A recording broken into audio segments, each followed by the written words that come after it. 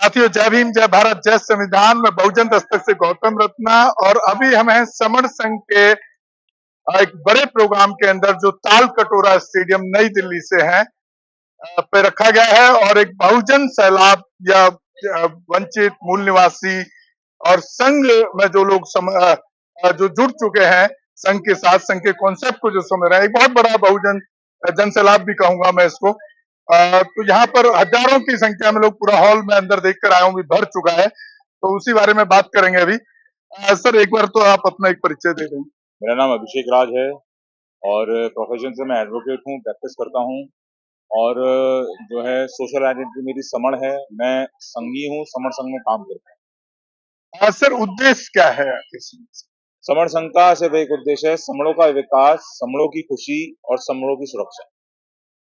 यानी कि जो आपके संघ से जुड़ते चले जाएंगे वो एक संघ बन जाएगा और उनके साथ किसी तरह की कोई भी, चाहे वो एट्रोसिटीज हो या अप्रिय घटना हो, उस पर ही आप काम करेंगे? नहीं, संघ ऐसे काम नहीं करता है। देखिए, संघ को अगर समझना है तो नेचर को समझना है।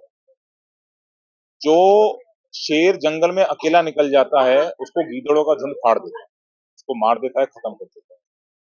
जो गीदड़ जंगल में अकेला निकल जाता है उसको कुत्ते फाड़ देते हैं। जो प्रकृति ने जितने भी जो है जीव बनाए हैं, जब वो अकेले रहते हैं तो वो खत्म हो जाते हैं। ऐसे ही अगर हम सारे समण अकेले अकेले रहेंगे, इकट्ठे नहीं रहेंगे या बिखरे होंगे, तो हम पे जिसको आप अट्रॉसिटी कहते हैं वो कभी खत्म नहीं होगी। संघ का काम ये नहीं है कि अट्रॉसिटी हो फिर संघ वहां पे जाए, रोके, रोए, चीखे, चिल्लाए, ज्ञापन दे और फिर कहे कि हमारे आदमी के साथ ये हो गया, ये हो गया, और फिर अगले दिन वो हो जाए, तो फिर संघ के होने का कोई फायदा नहीं। संघ का तो मजा तब है कि संघ बढ़ता चला जाए और संघ हर क्षेत्र में पहुंच जाए और फिर किसी की हिम्मत ही ना हो कि वो किसी समण पे कोई अट्रॉसिटी कर सके। संघ जो काम करता है वो शॉर्ट टर्म के लिए नहीं करता, ये नस्लों का काम होता है, ये जनरेशंस का काम होता है। ये जनरेशंस पहले हुआ करता था, होना बंद हो गया तो अट्रॉसिटी शुरू हो गई। अब होना शुरू हो गया है तो कुछ समय में अट्रॉसिटीज बंद हो जाएंगी, क्योंकि अगर आप बार बार जाके जो लोग आपको मार रहे हैं, आप पे अट्रॉसिटी कर रहे हैं, आपके अधिकार छीन रहे हैं, उनके पास जाके आप ये कहो हाय ये मत करो, हाय ये मत करो, हाय ये मत करो, तो क्या गारंटी है वो नहीं करेंगे। लेकिन अगर आप इकट्ठे हो जाते हैं तो मधुमक्खियों के झुंड को कोई नहीं छेड़ता। जब आप इकट्ठे हो जाते हैं तो आपकी ताकत इकट्ठे होने की समझाने की जरूरत नहीं है, वो ताकत आपके पास अपने आप आ जाती है। आपको ना डंडा उठाना है ना झंडा उठाना है, आप बस अपनी आइडियोलॉजी पे रहिए, अपनी आइडेंटिटी को मानते रहिए और जिस क्षेत्र में काम कर रहे हैं पूरी ईमानदारी से देश के लिए काम करते रहिए। लेकिन सर, जिस तरह से जो पिछली जो मूवमेंट चली है, चाहे बहुजन कंसेप्ट पे कह लीजिए या वंचित समाज के रिलेटेड या मूल निवासी, जिसको जो अपने तरीके से बोलते हैं लोग, वो लाइक जैसे काशीराम साहब का उदाहरण लेने, तो उनको भी एक लंबा अरसा लगा, 40-50 साल लग गए उस मूवमेंट को खड़ा करने में, तब जाकर के एक स्टेट के अंदर आप सत्ता में कामयाब हुए। उनमें भी उनके कई ऐसे फैसले, मैं बहुत नजदीकी रहा हूं, तो कई ऐसे फैसले भी हैं जो आज की डेट में अगर उनको एनालिसिस किया जाता है तो फैसले बहुत अच्छे नहीं कह सकते उनको। तो जिस तरह से अभी सिर्फ जो हमारा संघ है, मैं लगभग 2 साल से आपके प्रोग्राम को कवर कर रहा हूँ, आपके प्रोग्रामों को, और अ, उस हिसाब से अभी कितना जो हम यहाँ देख पा रहे हैं, हजारों की संख्या में लोग कह सकते हैं, हजारों की संख्या में लोग कह सकते हैं।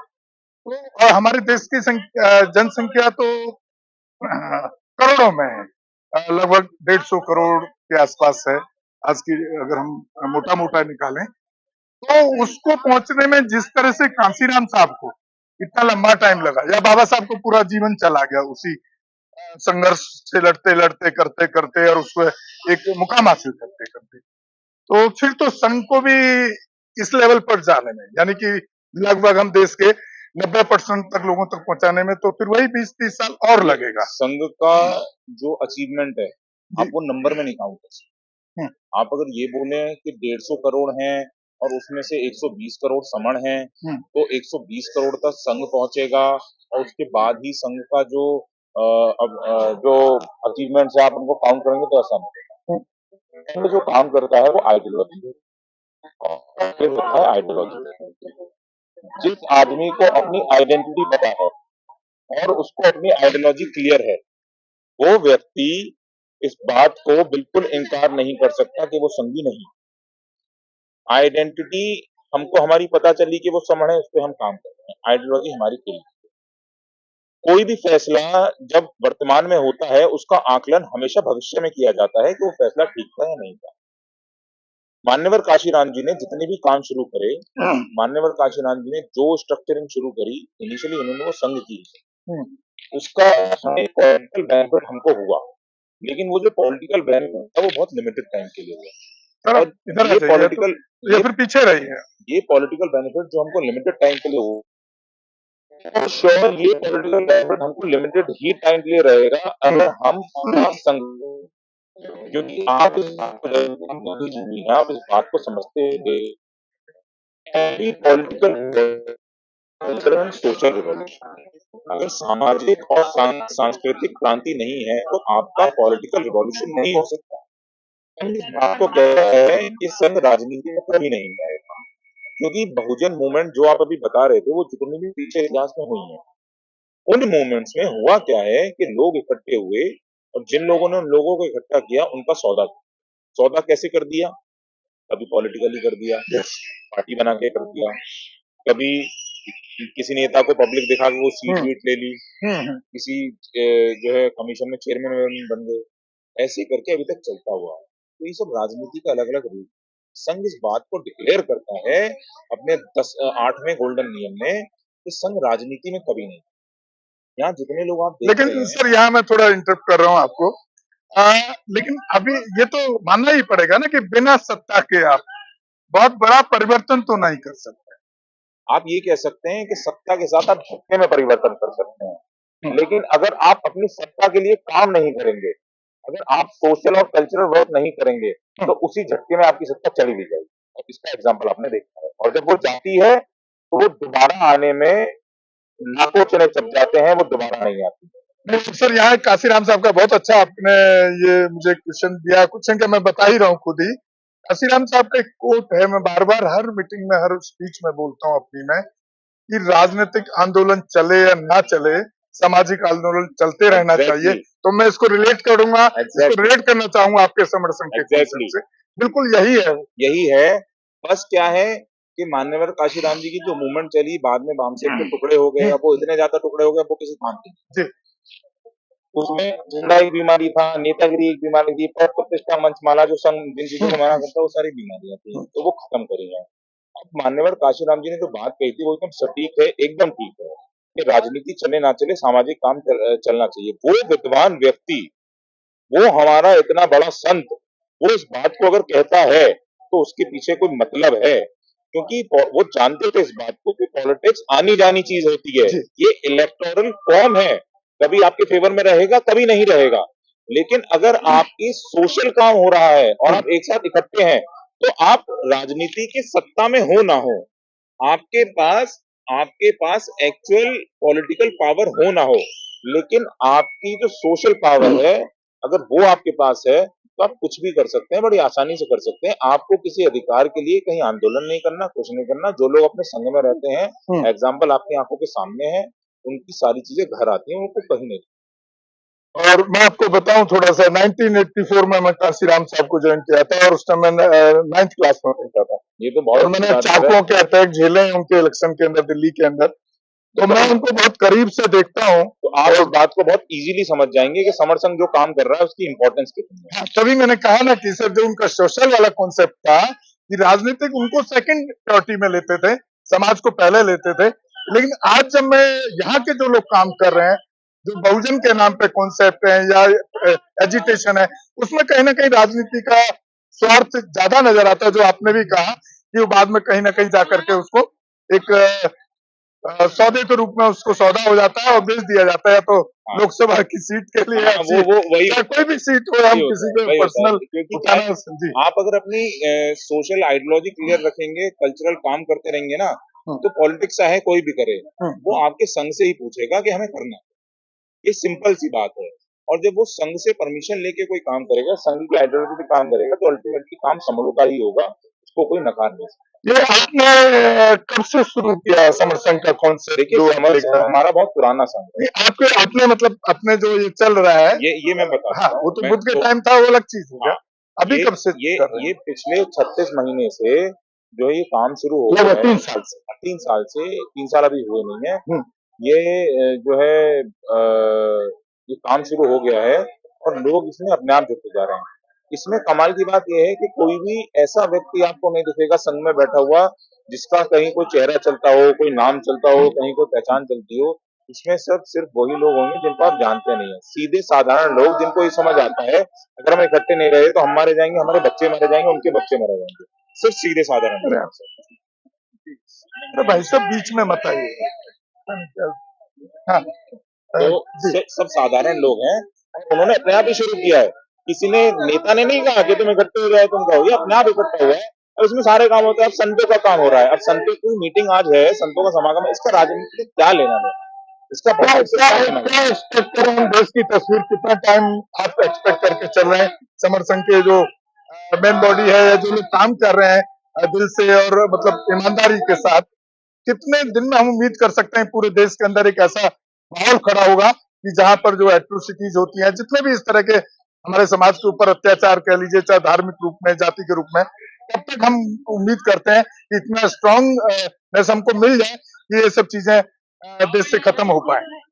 जो भी समर संघी हैं, जो संघ में काम करते हैं अपने पूरे दिल से, पूरे मन से, वो इस बात को जानते हैं कि ये सिर्फ और सिर्फ समरों के ही हाथ का काम है। जितनी जल्दी समर इस बात को समझ जाएंगे कि आपकी ताकत इकट्ठा होने में है और आप इकट्ठा हो जाएंगे तो आपका काम हो जाएगा, उतनी जल्दी जो है हमारी नैया पार हो जाएगी। जितने लोग कम देरी से समझेंगे उतना ज्यादा नुकसान होगा। संघ कहीं कोई जो है मीनार नहीं बनाने जा रहा है। संघ सिर्फ लोगों को समझाने का काम करता है कि सर भाई अभी तक पूरे देश के लेवल पे कितने लोग मतलब समर संघ में कितने लोग इकट्ठा हो समर संघ चुके हैं? काउंट नहीं रखता है। समर संघ सिर्फ ये काउंट रखता है कि हमने काम किया। उसका रिजल्ट जो है वो ग्रेजुअली आता है। आज से 3 साल पहले ये कुछ भी नहीं था। आज से 3 साल पहले ये किसी ने जितने लोग यहाँ पे बैठे हुए हैं, बात कर रहे हैं, मिल रहे हैं, इन्होंने सोचा भी नहीं होगा कि ऐसा कुछ हो सकता है और 3 साल बाद ये हो रहा है। तो फ्यूचर में क्या होगा इसको हम नहीं करते हैं। हम नेचर पे काम करते हैं। हम इस बात में मानते हैं आज अगर हम काम करेंगे, आज अगर हम मन से सच्चे मन से काम करेंगे तो कल हमारा कुछ हो जाएगा। अगर हम आज काम नहीं करेंगे तो कल हमारा अंधकार है। तो साथियों बात कर रहे थे एडवोकेट अभिषेक राज जी से जो समर संघ से ही जुड़े हुए हैं वो भी, और सबसे बड़ी बात कही उन्होंने, जो यहाँ की खूबसूरती है, यहाँ का जो काम करने का ढंग है, उसको जिस ढंग से बताया वो वाकई में काबिल तारीफ है कि यहाँ पर कोई पद और प्रतिष्ठा का न लड़ाई होगी आने वाले टाइम में, जिस तरीके से वो बता रहे हैं, ना उस पर कोई चर्चा होगी। तो उम्मीद करते हैं कि बिना स्वार्थ और बिना लालच के संघ जो काम कर रहा है देश के अंदर, एक बहुत अच्छा काम कर रहा है और हम उम्मीद करते हैं कि वो पूरे देश में ज्यादा से ज्यादा लोगों तक उनके साथ जुड़ते चले जाएं और उस काम जो पॉजिटिव होना शुरू हो जाए और होता रहे। हमारे चैनल बहुजन दस्तक को लाइक, शेयर, सब्सक्राइब देखना मत भूलिएगा। जय भीम, जय भारत, जय संविधान। नमो बुद्धाय। धन्यवाद। चैनल आर्थिक समस्या से गुजर रहा है। अगर आप बहुजन समाज में बाबा साहेब अम्बेडकर और तथागत बुद्ध की विचारधारा को अधिक से अधिक लोगों तक पहुंचाना चाहते हैं तो हमें आर्थिक सहयोग प्रदान करें, ताकि हम अपने चैनल के माध्यम से देश विदेश में समता, बंधुता, एकता और संवैधानिक अधिकारों को ज्यादा से ज्यादा लोगों तक पहुंचा सकें। आप अपनी सहायता राशि नीचे लिखे खाते में जमा करा सकते हैं। खाता धारक गौतम रत्ना, खाता संख्या 316957686551, IFSC कोड SBIN 0060336, बैंक भारतीय स्टेट बैंक। आप हमारे बैंक खाते का विवरण स्क्रीन पर भी देख सकते हैं। जय भीम, जय भीम। मैं गौतम रत्ना आपका बहुजन फिल्म प्रोडक्शन में स्वागत करता हूं और आप हमारे प्रोडक्शन हाउस के अंदर अपना कैरियर बना सकते हैं as a film director, as a producer and actor and actress and editor and cinematographer also. अगर आपको फिल्म से रिलेटेड कुछ भी प्रोजेक्ट आपको बनवाना है तो हमारे पास में पूरा सेटअप है, जिसमें फिल्म कैमरा है, शूटिंग लाइट्स है और एडिटिंग है। सारा A to Z एक ही जगह पर आपको हमारे यहाँ पर मिल जाएगा। तो दोस्तों आप हमें कांटेक्ट कर सकते हैं हमारे नंबर्स पर 9810085714 और 8510005714। हमारे वेबसाइट पे विजिट कर सकते हैं www.filmserviceindia.com और हमें मेल भी कर सकते हैं gautamfilmsproduction@gmail.com पर। धन्यवाद।